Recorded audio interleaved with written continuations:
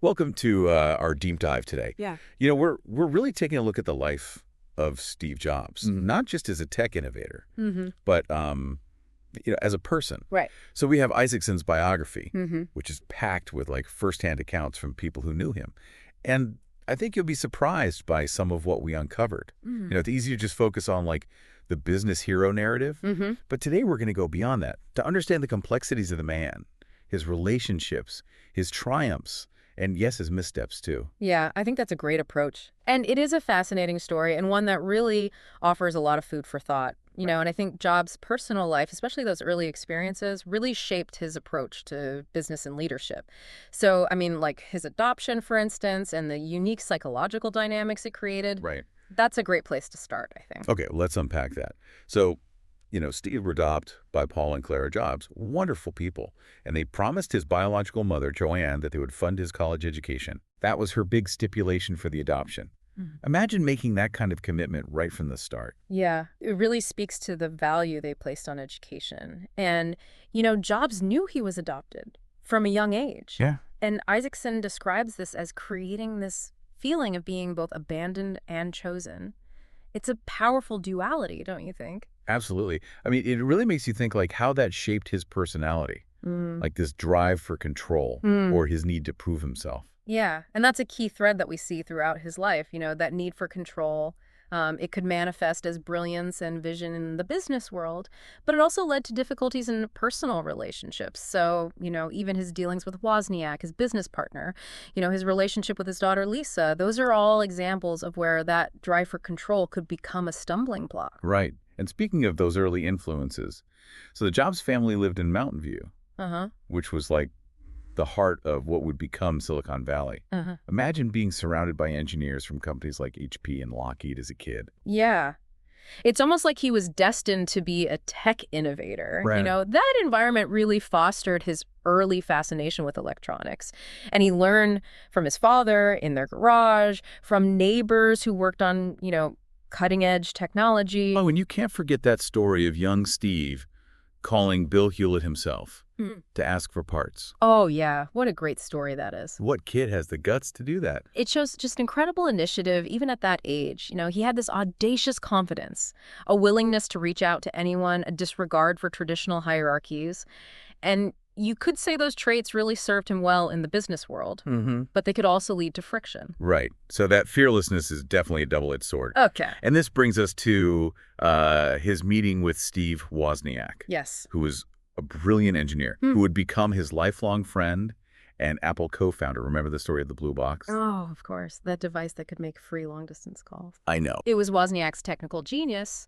But, Jobs immediately saw the market potential. It's almost a microcosm of their entire partnership, isn't it? Yeah. It was with the incredible engineering skills and Jobs, with the vision to turn it into a product and a business. Yeah, it's a classic example of how their different strengths complemented each other. But even in that early partnership, you could see the seeds of some of their later conflicts. Jobs' focus on the business side, on the control and profits. It didn't always sit well with Wozniak's more idealistic approach to technology. And it's a tension that would resurface throughout their careers. Exactly. And it's a reminder that even the most successful partnerships, they require constant communication and compromise and a willingness to acknowledge each other's strengths and perspectives. Yeah. Without that, even the most brilliant ideas can get lost in the fray. So Jobs graduates high school and heads off to Reed College, which was this pricey liberal arts school in Oregon. I'm sure his parents, who had sacrificed so much to support his education, were thrilled. Well, perhaps not entirely, because, Jobs dropped out after just one semester, much to their dismay. But he continued auditing classes that interested him, including calligraphy. And that, as we know, had a profound impact on Apple's design aesthetic. It's amazing how those seemingly unrelated experiences can shape a person's trajectory. So here he is dropping out of college, but absorbing knowledge and inspiration from these unexpected sources. It speaks to his curiosity, his openness to new ideas, his ability to connect things that seem disparate. Yeah, he wasn't afraid to break with convention, to forge his own path. And it's during this time that he begins to explore Eastern spirituality, vegetarianism, and even psychedelics. Wow. It was all part of this search for meaning, for self-discovery, which would ultimately inform his approach to technology and design. Right. And it's also during this time that he begins a relationship with Chris Brennan. Yes. And this relationship had a profound impact on his life, both personally and professionally. They had a daughter together, Lisa. And this is where we start to see another side of Steve Jobs, a side that is perhaps less flattering. Yeah, his initial denial of paternity and his reluctance to be involved in Lisa's life. It's a difficult chapter to reconcile with the image of the visionary leader. It speaks to his flaws, his struggles with responsibility and commitment, and perhaps even his own unresolved issues stemming from his adoption. Right. It's a reminder that even the most brilliant and successful individuals are human, with all the complexities and contradictions that come with it. Yes. Yeah, it's interesting how those early relationships, both with Chrisanne and Lisa, they seem to mirror some of the dynamics we see in his professional life. That same intensity, that drive for control. It could be both a blessing and a curse. Right. It's like he was constantly pushing boundaries, both in his personal life and in his work. And speaking of pushing boundaries, we can't forget about his time at Reed College, dropping out but still auditing classes, immersing himself in calligraphy and Eastern philosophy. Those experiences might have seemed unconventional at the time, but they ended up having a huge influence on his approach to technology. Oh, absolutely. That calligraphy class, for example, it Right. wasn't just about learning beautiful handwriting. It sparked this fascination with the art of typography, the subtle variations in letter forms, the way that spacing and kerning could affect the overall aesthetic. And years later, when he was developing the Macintosh, Jobs insisted that it be the first computer with beautiful typography, multiple fonts, proportional spacing. He saw the connection between art and technology, and he understood that design could be a really powerful differentiator. Yeah, it's incredible how something as seemingly simple as a calligraphy class could have such a ripple effect. It just shows that you never know where inspiration will come from, and that being open to these new experiences, even those outside your immediate field, can lead to unexpected breakthroughs. Exactly. And this is where Jobs' genius really shines through. He was able to connect the dots, to see the potential in things that other people might just dismiss as trivial. Right. He understood that beauty and functionality could coexist, that even something as mundane as a font could elevate the user experience. Yeah, he had this incredible ability to synthesize these seemingly disparate ideas and create something truly innovative. But it wasn't always easy working with him. Right. His perfectionism, his intensity, his drive to control every aspect of the process can be challenging for those around him. Even Wozniak, his longtime friend and collaborator, found it difficult at times. Yeah, there were definitely clashes of personality, different approaches to work and life. Wozniak was more of a free spirit, a tinkerer who loved the technology for its own sake. Right. Jobs, on the other hand, was laser-focused on creating products that would change the world. Yeah. And he wasn't afraid to push people hard to achieve that vision. And that drive, that unwavering belief in his own vision, it ultimately led to the creation of Apple Computer. In 1976, working out of the Jobs family garage, they launched the Apple I, a revolutionary personal computer that would change the course of history.